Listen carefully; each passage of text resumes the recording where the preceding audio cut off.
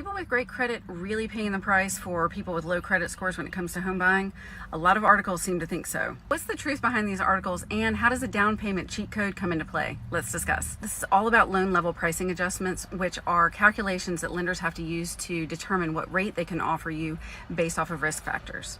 Now, some people have claimed that because FHA loans recently got cheaper, that high credit conventional buyers are subsidizing that, and that is simply not true.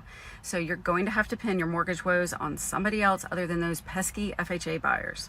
Also, this isn't new news. This came out in January.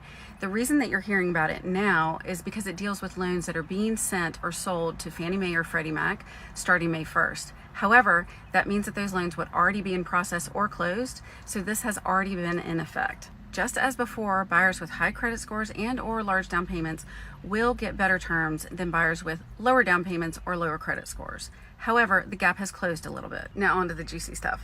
The reason this has caused quite a stir in the mortgage industry centers around this down payment cheat code zone. How these LLPAs worked previously is there was this little zone where if you put 15% down versus 20% down, your terms would be better. And it sounds crazy, but because everything with mortgages has to do with risk, it was a loan that was less risky to the lender because there was a little bit of private mortgage insurance on it, which lowered the risk for them versus a slightly larger down payment by the buyer. And what I think is going on is shifting some of that risk away from the mortgage insurance companies and back to the lenders. It's a financial game of hot potato. Nobody wants to be holding the risk when the music stops. Basically, the playing field has gotten a little bit more level, and buyers with high credit scores will need to do their homework to make sure that they're getting the best deal possible. Don't rely on clickbait content and follow to get the real deal on real estate.